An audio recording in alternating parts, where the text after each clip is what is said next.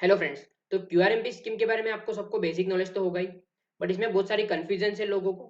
ये आपके लिए बेनिफिशियल है कि नहीं, आपको ये ऑप्ट करना चाहिए कि नहीं करना चाहिए। तो इन सारी चीज़ों के बारे में, ये सारे क्वेश्चंस के सॉल्यूशन के लिए इस वीडियो को एंड तक देखिए। सबसे पहले हम समझ लेते हैं कि existing scheme of return filing क्या थी हमारी जीएसटी के अंडर। सब लोगों को, जो भी रजिस्टर्ड सप्लायर्स हैं, रजिस्टर्ड टैक्स पेयर्स हैं, उन लोगों को दो तरह के रिटर्न फाइल करने होते थे, जीएसटीआर 1 एंड जीएसटीआर 3B। तो सबसे पहले हम समझते हैं कि जीएसटीआर 1 एंड जीएसटीआर 3B है क्या। तो जीएसटीआर 1 में क्या होता है, हम लोग सेल्स की रिटर्न फाइल करते हैं, और जीएसटीआर 3B क्या है, सेल्स और हमने जो भी टैक्स का पेमेंट हम कर चुके हैं उसका एक हिसाब है जो हमको गवर्नमेंट को देना होता है। तो सबसे पहले इनडायरेक्ट टैक्सेशन में जो जीएसटी है उसका मेन पॉइंट क्या होता है कि जो भी कंज्यूमर है, एंड कंज्यूमर क्या कर रहा है, टैक्स को बॉर्न कर रहा है। बट जो टैक्स का पेमेंट कर रहा है गवर्नमेंट को, वो कौन करता है, जो भी सप्लायर होता है सर्विसेज का या गुड्स का, वो करता है। वो क्या करता है, कस्टमर के पास से टैक्स को कलेक्ट कर लेता है और गवर्नमेंट को देता है। तो गवर्नमेंट को किस तरह से देता है, वो रिटर्न के रूप में देता है और पेमेंट के रूप में देता है। तो जीएसटीआर 1 क्या है, एक सेल्स का रिटर्न है, जिसमें जो सप्लायर ने पूरे मंथ के during during the whole month उसने जितना भी सेल्स किया है, कस्टमर्स को किया है या दूसरे बिजनेस वालों को दिया है, वो पूरा का पूरा डेटा इंक्लूडिंग इनवॉइस नंबर, अगर सामने वाला पर्सन कस्टमर रजिस्टर्ड है तो उसका जीएसटीएन नंबर, सारी की सारी चीजें वो गवर्नमेंट को रिटर्न के रूप में फाइल करता था। और दूसरा रिटर्न जो जीएसटीआर 3B जाता है, उसमें उसने जो भी आउटपुट टैक्स कलेक्ट किया है कस्टमर्स के पास से, वो, और उसने ऑलरेडी जो भी टैक्स का पेमेंट कर दिया है उसको आईटीसी बोला जाता है, अगर वो एलिजिबल है तो। आउटपुट टैक्स माइनस आईटीसी, और जो भी डिफरेंस टैक्स पेएबल आता है वो टैक्स पे करने के साथ साथ वो जीएसटीआर 3B फाइल करता था। अब जो जीएसटीआर 1 था वो मंथली बेसिस पे और क्वार्टरली बेसिस पे लोगों को फाइल करना पड़ रहा था। 5 करोड़ के नीचे वालों को क्वार्टरली बेसिस पे जीएसटीआर 1 फाइल करना था, और 5 करोड़ से ऊपर वालों को एवरी मंथ जीएसटीआर 1 फाइल करना होता है। बट जो जीएसटीआर 3B है, वो टर्नओवर की कोई भी लिमिटेड नहीं है उसके अंदर। दोनों ही लोगों को, 5 करोड़ से ऊपर वाले और नीचे वाले, दोनों ही तरह के लोगों को जीएसटीआर 3B मंथली बेसिस पे टैक्स पेमेंट करने के बाद फाइल करना होता था। अब जो नई स्कीम आई है उसके अंदर क्या चेंजेस है हम लोग देखते हैं। क्यूआरएमपी स्कीम में एलिजिबल कौन है, तो जिन भी लोगों का पिछले साल का टर्नओवर 5 करोड़ से नीचे है वो लोग इस स्कीम को ऑप्ट कर सकते हैं। अब जीएसटीआर 3B जो हम लोग मंथली बेसिस पे फाइल कर रहे थे, वो क्वार्टरली बेसिस पे फाइल होगा। बट जो पेमेंट ऑफ टैक्सेस है वो अभी भी आपको मंथली बेसिस पे करना है। तो गवर्नमेंट ने किया क्या है, जो जीएसटीआर 3B का हिसाब आप दे रहे थे गवर्नमेंट को कि मेरा आउटपुट टैक्स इतना हुआ और मेरा आईटीसी इतना हुआ और डिफरेंस में पे कर रहा हूँ, वो हिसाब आपको आपको 3 महीने बाद देना है, हर मंथ के एंड में नहीं देना है। बट जो टैक्स का पेमेंट है उनका रेवेन्यू उन्होंने हर मंथ में इंश्योर कर लिया। अब जो भी रिटर्न्स फाइल हो रहे थे, पहले 16 हो रहे थे, उसकी जगह 8 हो गए। अब 4 जीएसटीआर 1 एंड 4 जीएसटीआर 3B हो गए। दूसरी एक प्रॉब्लम लोगों को आ रही थी, जो भी कस्टमर्स होते हैं उन लोगों को जीएसटी की आईटीसी क्रेडिट जो होती थी वो कब मिलती थी, जब वो जीएसटीआर 2A या 2B जो भी उनका रिटर्न है उनमें अगर शो हो तभी। अब क्या होता है, कोई भी पर्सन जीएसटीआर 1 क्वार्टरली बेसिस पे फाइल कर रहा है, तो प्रॉब्लम क्या आएगी, वो 3 महीने बाद रिटर्न फाइल करेगा, और जो भी कस्टमर्स होगा उनको जो भी जीएसटीआर 2A और 2B में आईटीसी दिखेगी वो 3 महीने खत्म होने के बाद दिखेगी, तो वो टाइमली आईटीसी क्लेम नहीं कर पा रहे थे। तो इस प्रॉब्लम का सॉल्यूशन करने के लिए भी गवर्नमेंट ने एक ऑप्शन दे दिया कि आप अब क्या कर पाओगे, भले ही आप जीएसटीआर 1 क्वार्टरली बेसिस पे फाइल कर रहे हो, बट आप हर मंथ में जो आपके B2B इनवॉइसेस है, जिसमें आप जीएसटीएन नंबर, इनवॉइस नंबर सब कुछ प्रोवाइड करते हो, आपके कस्टमर आईटीसी क्लेम कर पाए, इसलिए मंथली बेसिस पे वो आप आईएफएफ करके रिटर्न फाइल कर सकते हो, इनवॉइस फर्निशिंग फैसिलिटी। उसमें आप क्रेडिट नोट भी, डेबिट नोट भी, और आपके जो इनवॉइस है वो आप अपलोड कर सकते हो। इसमें अमेंडमेंट की फैसिलिटी भी अवेलेबल है।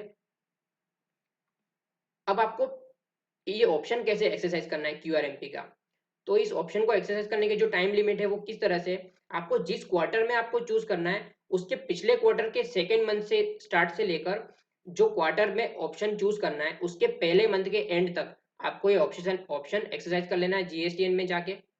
अब जैसे मेरे को अप्रैल मई जून वाले जो क्वार्टर अभी चल रहा है, उस क्वार्टर के लिए मुझे इस स्कीम को ऑप्ट करना है, तो मुझे 30 अप्रैल से पहले इस ऑप्शन को चूज कर लेना था। 1 फरवरी से लेके 30 अप्रैल तक इसको ऑप्शन को एक्सरसाइज कर लेना था। अब जो लोग इस ऑप्शन को सामने से जाके एक्सरसाइज नहीं करते हैं उन लोगों के लिए डीम्ड वो एक्सरसाइज हो जाता है। जिन लोगों का टर्नओवर 1.5 करोड़ से नीचे है, अगर वो क्वार्टरली फाइल कर रहे थे उनका डीम्ड क्वार्टरली हो जाएगा। वो अगर मंथली बेसिस पे GSTR 1 फाइल कर रहे थे तो उनका GSTR 3B भी मंथली बेसिस पे ही हो जाएगा। अब 1.5 से ऊपर वाले जितने भी हैं, 5 करोड़ तक वाले, 1.5 से 5 करोड़ तक वाले जितने भी लोग हैं, उन लोगों का by default quarterly GSTR 3B का ऑप्शन ऑप्ट हो जाएगा। अब IFF में आपको किस तरह से करना है काम, तो पहला और दूसरा, आप IFF ये बिल्कुल ऑप्शनल है।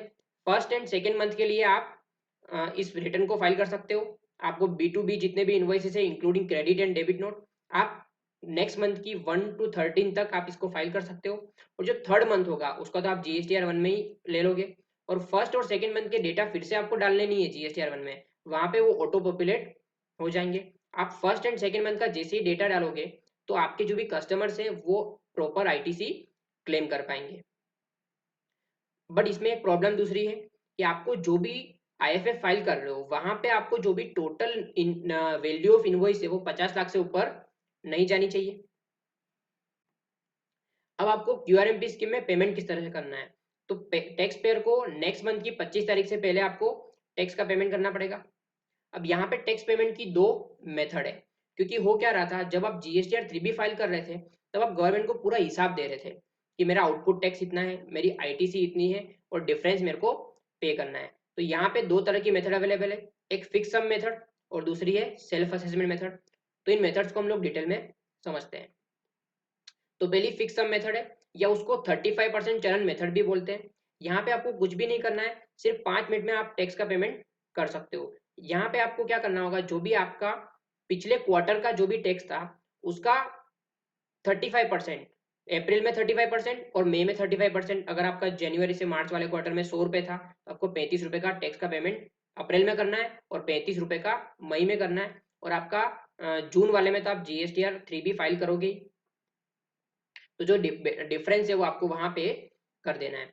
अगर आप मंथली बेसिस पे रिटर्न फाइल कर रहे थे पहले, तो आपको जो लास्ट मंथ में आपने जो पेमेंट किया है उसका जो भी 100%, जो भी आपने 100 रुपए का अगर टैक्स पेमेंट किया है तो अप्रैल में 100, मई में भी आपको 100 का पेमेंट कर देना है और थर्ड में तो आपको डिफरेंस जो भी होगा वो पे कर देना है। और अब हमारी सेल्फ असेसमेंट मेथड, इस मेथड में कोई भी चेंज नहीं है। जो पुरानी स्कीम थी उसमें जिस तरह से आप टैक्स का पेमेंट कर रहे थे, सिर्फ यहाँ पे डिफरेंस इतना होगा कि आपको GSTR 3B फाइल नहीं करना है, बट आपको कैलकुलेशन सारी करनी पड़ेगी। GSTR 3B को फाइल करने के लिए दो तरह की कैलकुलेशन करनी होती थी, आपका आउटपुट टैक्स कितना है और लेस एलिजिबल ITC कितनी है, और जो डिफरेंस होता था हमको पे करना होता था। यहाँ पे आपको वही करना है, पूरा कैलकुलेशन करना है, सिर्फ अपलोड नहीं करना है।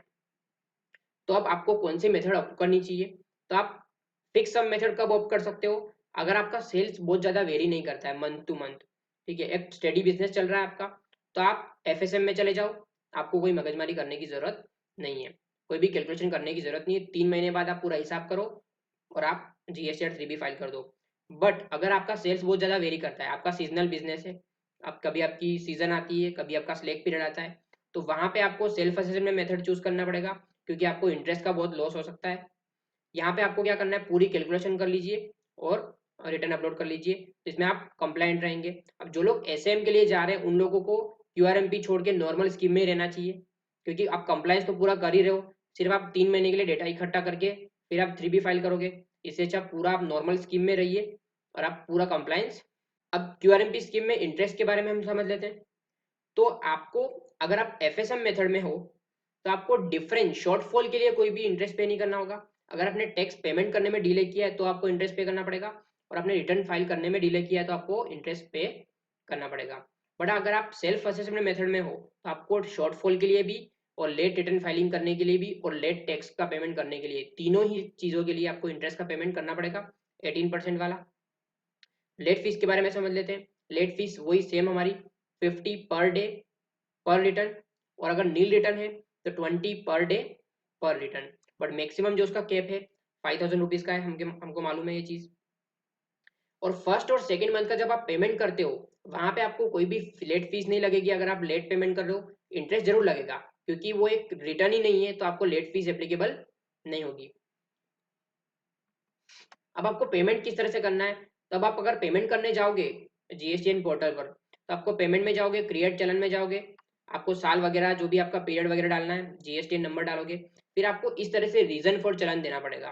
तो रीजन फॉर चलन में अगर आप क्वार्टरली स्कीम में हो तो आपको ये ऊपर वाला ऑप्शन चूज करना है, नॉर्मल है तो एनी अदर पेमेंट करना है।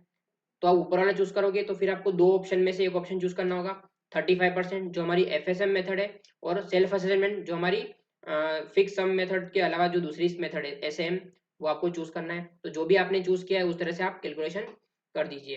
तो आई होप आप लोगों की जो भी कंफ्यूजन थी क्यूआरएमपी स्कीम के बारे में वो सब क्लियर हो गई होगी। अगर आपको और कोई भी डाउट है तो आप हमसे पूछ सकते हैं, और इसी तरह के और भी अपडेट्स पाने के लिए हमारे चैनल को सब्सक्राइब कर लीजिए। हम इस तरह के अपडेट्स रेगुलर बेसिस पे देते रहेंगे।